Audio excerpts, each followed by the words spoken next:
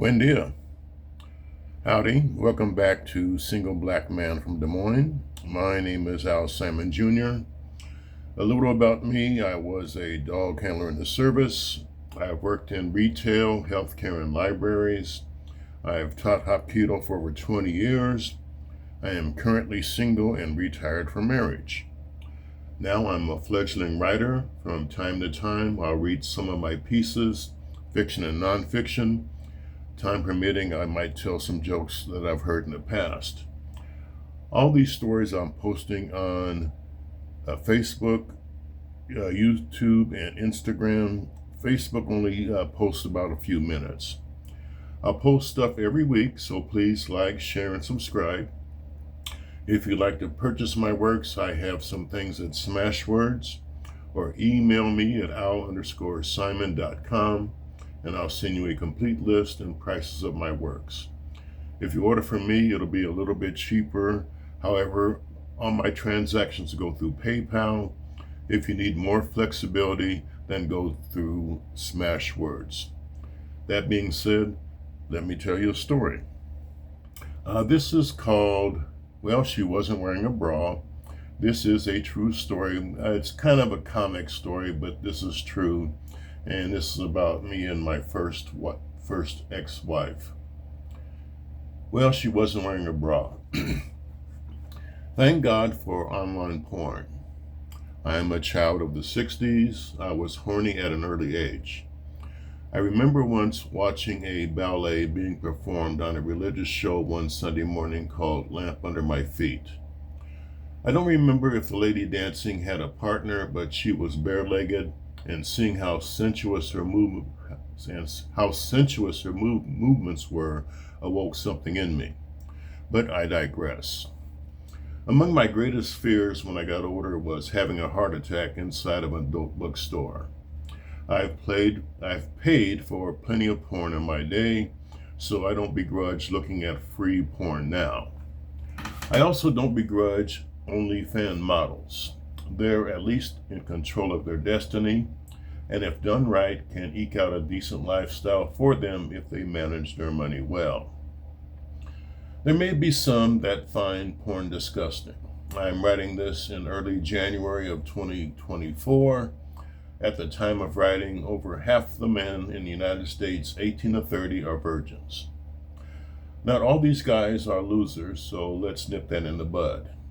Among the reasons men are not having sex is hypergamy. Women in general want to level up and get the prospects they can. I don't have any beef with that. However, they want the upper 10% of men, and realistically, not all women can get them. Moreover, most women will sleep with the Chad, Brads, and Tyrones without any hesitation, but will make a nice guy wait. So what's a man to do? Watch porn and pull on the bishop. It's biology. Don't get mad. Getting back to my eternal horniness, all I had in my formative years was the Montgomery Ward's pantyhose ads and the occasional National Geographic. And this was before I discovered how to amuse myself. I was in junior high when I first saw a gal wearing a see-through top and no bra. I nearly lost my mind. To put things in perspective, I was a nerd with recovering acne. I was raised by a single mom. We were poor, and I remember days of being on welfare and a year or so of living in a house without electricity. It was a springboard, but not the greatest to launch from. I didn't play sports, couldn't sing or dance. Also, the era I grew up in was in the middle of the civil rights struggle. I wasn't black enough for some of my contemporaries and too black for some of my white ones. Being a nerd and not adept with the lingo, there were times when I was called an Uncle Tom. I was told later that perhaps they were jealous of me. I did well in school and spoke well. Of course, at the time, jealousy or no, I stayed on the periphery. There was a lot of alone time. I don't lament those days because a ball doesn't bounce until it hits the bottom.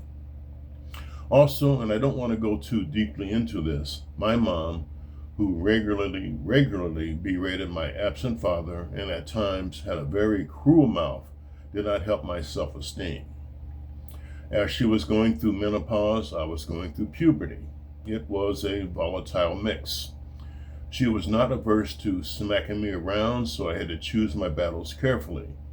But I digress. Fast forward 6 years. I was a staff sergeant in the Air Force and married to a Korean national. I was a security police dog handler and tended to work rotating threes and mids. Sometimes I'd get off early. I'd go home and Sumi, my wife, I didn't know how appropriate this name was at the time, was not home. A short backstory.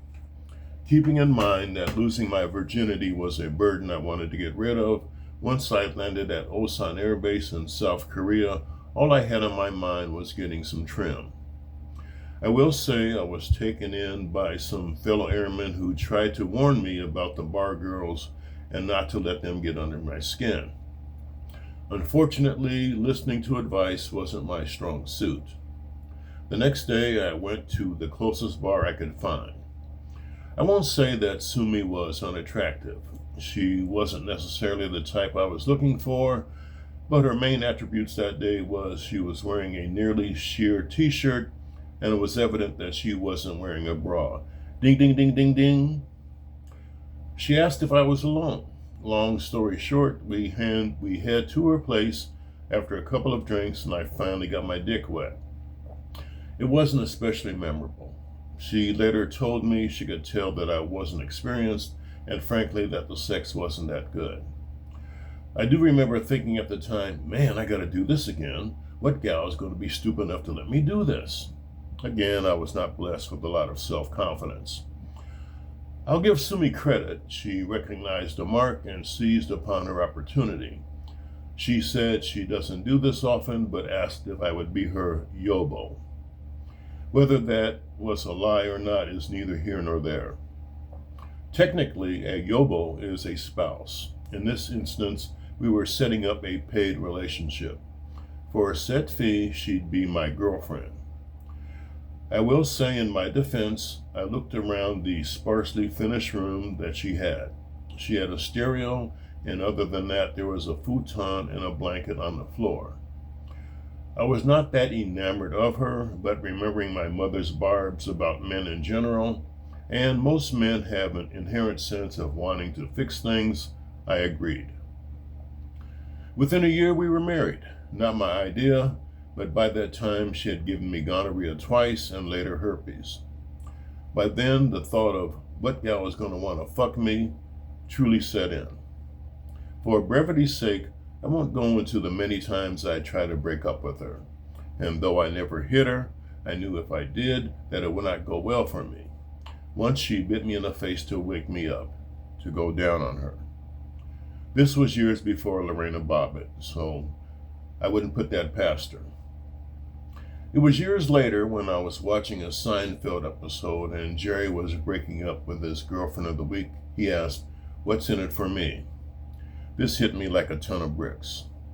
Every time I tried to leave her, the first time I broached it, she got violent. She would always bring up what was going to happen to her if I left her. Mom's words and my sense of obligation, misplaced as it was, set in. Again, I was in my early 20s.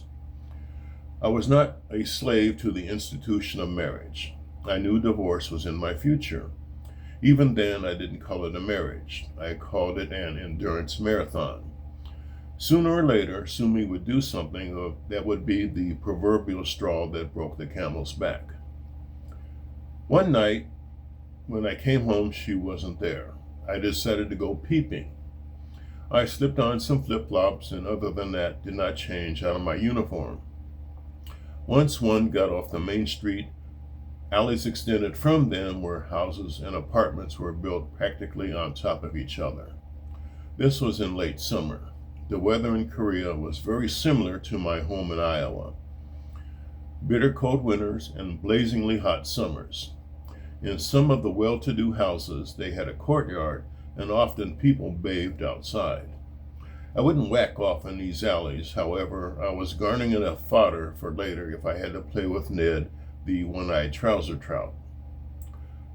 I will say I wasn't the only one with the same proclivities. Every now and then I'd bump into another Korean gentleman who was on the same mission. Once doing so, I'd change course and head back to the main drag and go down another alley. It was when I went down the other more traveled alley where I saw Sumi before she saw me. At first I thought, she's going to ask, what am I doing? Until it dawned on me that she was on a date. She was linked arm in arm with a Korean guy and dressed to the nines in an outfit I'd never seen before. Her beau had stopped at a local store when she saw me. "Yobo," she blurted out. The guy she was with took off like a jackrabbit. At the time, I was roughly 200 pounds, 6 feet tall, and a black belt. I'm sure she had let her boyfriend know. We argued all the way home. Granted, this was decades before Trump came to prominence, and like Trump, she doubled down and never took any accountability. Once we got home, she said she wasn't going to stay there with me like this, in the state I was in, I should say. To show how stupid she thought I was and how little respect she had for me, she brought her girlfriend Judy home with her the next day to tell me that the guy she was with was Judy's boyfriend and she was merely walking him home. Again, we were in South Korea. I wasn't prone then or now to hit a woman. I admit I wasn't cognizant of the divorce laws in Korea, seeing how we got married there. We had no children, and even though I hadn't planned my thinking out that far, I thought I'd let this episode pass and get rid of her later. And believe me, she gave me plenty of scenarios to divorce her later. I began this little missive talking about online porn, so let me wrap this up with a bow. Even after I finally cut the cord with Sumi, it didn't stop her from trying to keep her hooks in me. More than once she'd call and leave messages on my voicemail. She'd have friends come by and tell me that she was sorry and that I should take her back. She portrayed herself as a victim, and again, nothing was ever her fault. None of this worked on me. Besides the fact that she gave me herpes, I suffered a lot of verbal abuse from her, a la my mother. I dare say I probably have some kind of PTSD issues due to both. I'm not going to say that I told every sexual partner I had post-Sumi about the big H. Only the serious ones did I broach the subject. And as one can imagine, that's a pretty big loogie for a woman to take. As I grew older and more self-assured, I found that women didn't find me as hideous and unappealing as I thought. However, knowing I had the big H gave me limited options, and to be more careful. I'm sure there are a few women who wondered why I didn't pursue them, and I'm sure there were some that took my reticence as being gay. By now, one can sympathize my predilection for porn. I'm not going to give advice per se, but I am going to make a few suggestions to single mothers.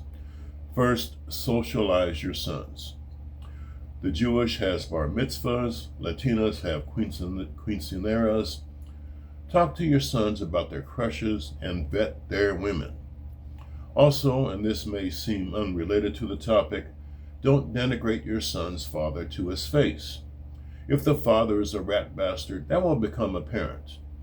Don't separate your son from his father because of differences you've had with him. Trust and believe this will come back to haunt you. Obviously, I didn't have much to do with Sumi post-divorce. She landed on her feet, though. She monkey branched to some well-off white dude and ended up remarried. I don't know much about them other than living in Johnston and later posting a bankruptcy notice in the mid-200,000s.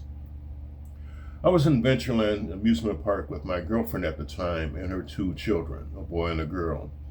The girl was around 6 or 7 and was getting tired of walking and wanted to be carried. I won't name the mother now, but this is one of the few times I've ever seen her use corporal punishment on her kids. She smacked the girl and didn't want to carry her. I took mercy on the little girl and swung her over my neck and let her ride on my shoulders for the rest of the day. I happened to look up and I saw Sumi on a roller coaster as it was ending its ride.